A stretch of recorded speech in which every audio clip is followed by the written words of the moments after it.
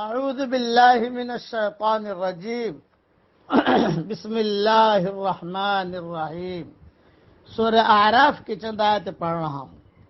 یا بنی آدم قد انزلنا علیکم لباسا یواری سوآتکم وریشا، اے آدم کی اولاد، ہم نے تم پر لباس اتارا جو تمہاری شرمگاہوں کو ڈھانکے اور زینت بھی۔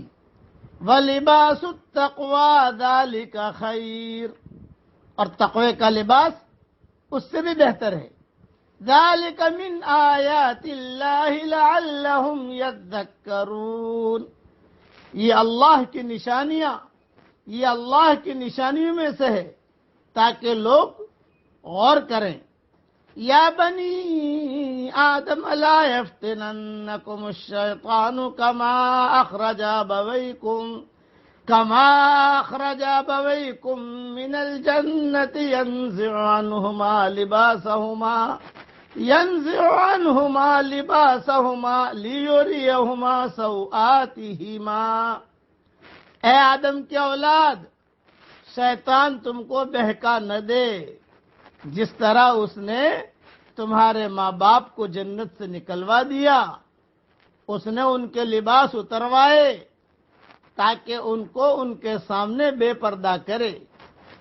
انہو یراکم ہو وقبیلہ من حیث لا ترونہم، اور وہ اور اس کے ساتھی تم کو ایسی جگہ سے دیکھتے ہیں جہاں سے تم انہیں نہیں دیکھتے۔ اِنَّا جَعَلْنَا الشَّيَاطِينَ أَوْلِيَاءَ لِلَّذِينَ لَا يُؤْمِنُونَ، ہم نے شیطانوں کو ان لوگوں کا دوست بنا دیا ہے جو ایمان نہیں لاتے۔ مختصر اس کی تشریح سنیے۔ خدا نے انسان کو لباس دیا جو اس کی حفاظت کرتا ہے اور اسی کے ساتھ اس کے حسن و وقار کو بڑھانے کا ذریعہ بھی ہے۔ یہ اس بات کا اشارہ ہے کہ آدمی کے روحانی وجود کے لیے بھی اسی طرح ایک لباس ضروری ہے۔ یہ لباس تقوی ہے۔ تقوی آدمی کا معنوی لباس ہے جو ایک طرف اس کو شیطان کے حملوں سے بچاتا ہے اور دوسری طرف اس کے باطن کو سنوار کر اس کو جنت کی لطیف و نفیس دنیا میں بسانے کے قابل بناتا ہے۔ یہ تقوی کا لباس کیا ہے؟ یہ میں سمجھا رہا ہوں کہ تقوی کا لباس کیا ہے؟ اللہ کا خوف، حق کا اعتراف، اپنے لیے دوسروں کے لیے ایک معیار رکھنا، اپنے کو بندہ سمجھنا، تواضع کو اپنا شعار بنانا، دنیا میں گم ہونے کے بجائے آخرت کی طرف متوجہ رہنا۔ آدمی جب ان چیزوں کو اپنائے تو وہ اپنے اندرونی وجود کو ملبوس کرتا ہے، اور اگر وہ اس کے خلاف رویہ اختیار کرے تو وہ اپنے اندرون کو ننگا کر لیتا ہے۔ ظاہری جسم کو کپڑے کا بنا ہوا لباس ڈھانکتا ہے اور باطنی جسم کو تقوی کا لباس ڈھانکتا ہے۔ اس لیے تقوی کا لباس کا ہونا یہ بہت ضروری ہے۔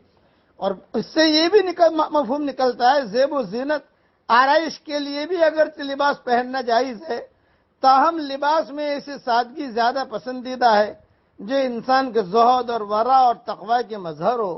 علاوہ ازیں نیا لباس پہن کر یہ دعا پڑھی جائے، کیونکہ حضرت محمد صلی اللہ علیہ وسلم یہ دعا پڑھا کرتے تھے۔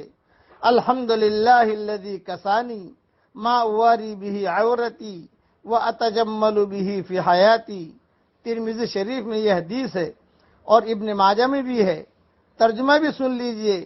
تمام تعریفیں اس اللہ کے لیے ہیں جس نے مجھے ایسا لباس پہنایا جس سے میں اپنا ستر چھپا لوں اور اپنی زندگی میں اس سے زینت حاصل کروں۔